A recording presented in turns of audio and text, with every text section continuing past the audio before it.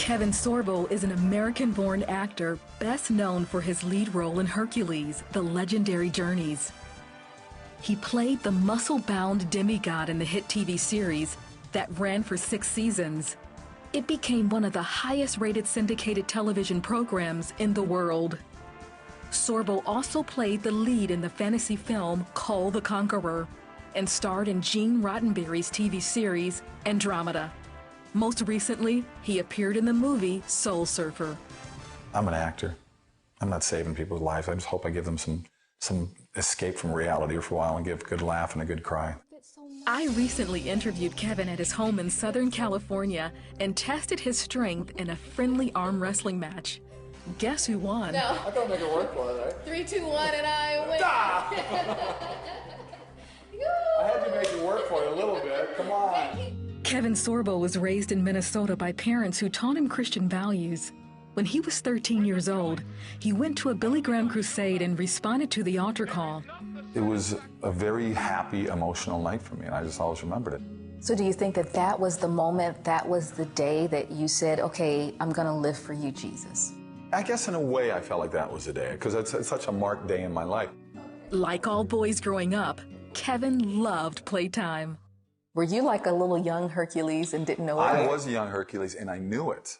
I remember in the backyard playing and running around and pretending, even by myself, that I was slaying dragons and all this kind of stuff. In college, Kevin majored in business, but secretly he wanted to be an actor. So he dropped out of the university and started his acting career in Minnesota in the late 80s. Eventually, he moved to Hollywood. After being turned down for the lead in 2 TV series, he landed the huge breakout role as Hercules, which filmed in New Zealand. His 18-hour-a-day schedule included a grueling workout to keep him in shape. Kevin prided himself in doing most of his own stunts. I relished it and looked forward to it. I had an amazing stunt team that made me look like I knew what I was doing. In 1997, while filming a season 3 episode called Prince Hercules, he met leading lady Sam Jenkins. I can't deny it, I was intensely attracted to him right away. My very first scene is us outside the castle walls saying goodbye and kissing. Were you nervous? I was. I rarely forget my lines, but my first scene with her, I couldn't remember my lines. Kevin and Jenkins started dating and soon got engaged. I started thinking about like picket fences and kids, and I was like, seriously, can't believe I'm telling you this, but yeah, I thought, I've known her one day. He brought up the fact that he was going to have boy, boy, girl when he got married and had kids, and I was like, that's so weird, that's what I'm having. Kevin was on top of the world. He was engaged to the woman of his dreams. Hercules had become the most watched TV show on the planet. He was promoting his first motion picture, and he was being groomed to become the next action hero. Then his life took a radical turn. My shoulder was just killing me. I was getting these pains that was driving me nuts. There was numbness in here. These 3 fingers were getting colder and colder by the week. Kevin went to the doctor, who looked at his shoulder and thought it was just a pinched nerve. When his symptoms didn't clear up, Kevin went to his chiropractor. He's working on me. I'm on my back, and I hear a voice say, don't let him crack your neck. The chiropractor cracked his neck. When Kevin left the office, everything went haywire.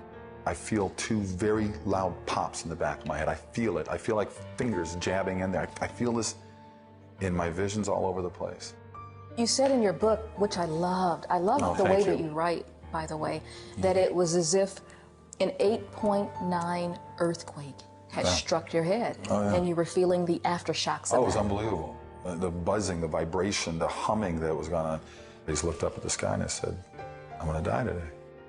Over the course of a couple of days, Kevin's condition grew worse.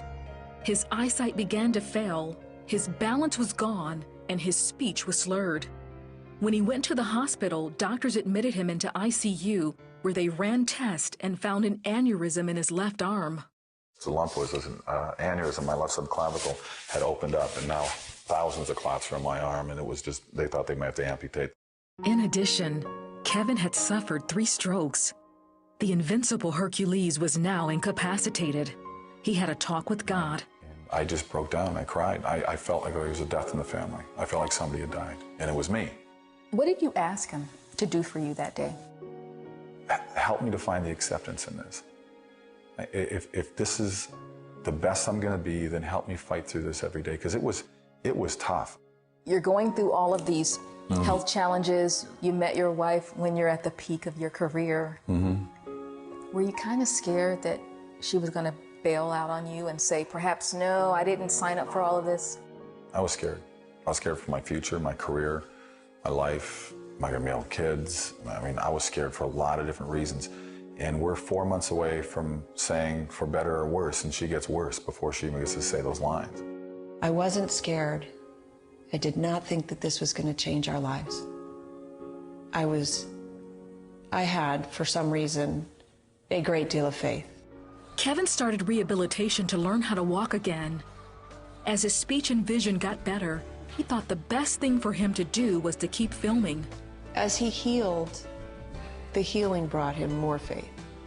After its 6th season, the Hercules series ended. Although Kevin still had a 10% loss of vision in both eyes, he continued acting in movies and hit television series. I've done 40 movies since then as well, so I'm shooting one now, I got another one after this, and so knock on wood, thank God I'm still working.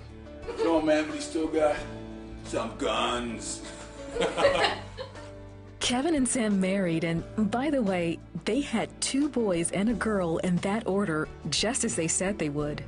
He is the best man that I know, and this has only made him better. He's a good guy. He's a great dad. He's a great husband. He's a great man. Faith is not tangible. You can't touch it. It's something that's a belief, something that's inside of you. And I needed hope and faith to keep pushing myself past every single day of what I was going through and what I felt. My true strength comes from God, and certainly from my family right after that. They're the most important things in my life.